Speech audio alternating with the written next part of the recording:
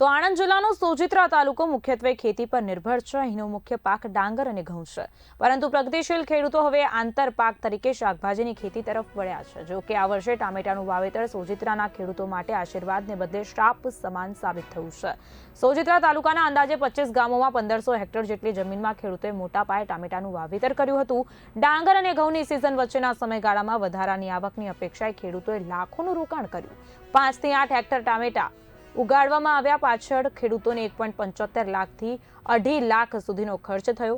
ઉલ્લેખનીય છે કે ખેડૂતોને મૂડી પણ પાછી ન મળતા આર્થિક રીતે પાયમાલ થવાની નોબત આવી છે। વેપારીઓનું કહેવું છે કે દેશના અન્ય રાજ્યોમાં ટામેટાનો મબલક પાક થયો હોવાથી બજારમાં પુષ્કળ આવક છે, જેના કારણે ભાવમાં મોટો ઘટાડો જોવા મળ્યો છે। અમારા સોજિત્રા તાલુકામાં 1200 થી 1500 હેક્ટરમાં ટામેટી વાવેતર કરેલ છે ખેડૂતોએ। હવે એમાં અત્યારે મેં 5.6 હેક્ટરમાં વાવેતર કરેલું છે ટામેટીનું, અને અત્યારે ટામેટીના ભાવ પણ પૂરતા જેવા મળતા નથી।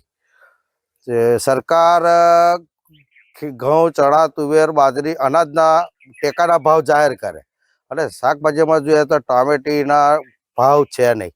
અત્યારે સરકારને કોઈને બજારમાં વેપારીને પૂછે કે અમારી ટામેટીનો ભાવ કેમ નહીં, તો એમ કે છે વેપારીઓ કે બીજા રાજ્યોમાં અઢળક પુષ્કળ ટામેટીનું વાવેતર છે, તો આપણને ભાવ વધારે મળતા નથી। તો અત્યારે મેં 5.6 હેક્ટરમાં જમીનમાં ટામેટીનું વાવેતર કરેલ છે। મારે 1.5 થી 2.5 લાખ રૂપિયા ખર્ચ કરેલ છે, પણ હવે મને ટામેટીમાં પોસાય તેમ નથી। મારે 30-35 હજાર રૂપિયાનું ટામેટું થયું છે। લગભગ 16 થી 17 હેક્ટર જમીન છે, જેની અંદર મેં ટામેટાની વાવણી કરી છે, અને અમારા તાલુકાની અંદર લગભગ 25 થી 26 ગામો છે, ત્યાં લગભગ 1600 થી 1700 હેક્ટર ટામેટાની ખેતી થયેલ છે। અમારે કેટલો ખર્ચો થયો? મારે લગભગ 3 થી 3 લાખ રૂપિયા ખર્ચો થયો છે, અને એમાં લગભગ આવક છે 13 થી 16 હેક્ટરમાં એની આવક લગભગ 40,000 રૂપિયા।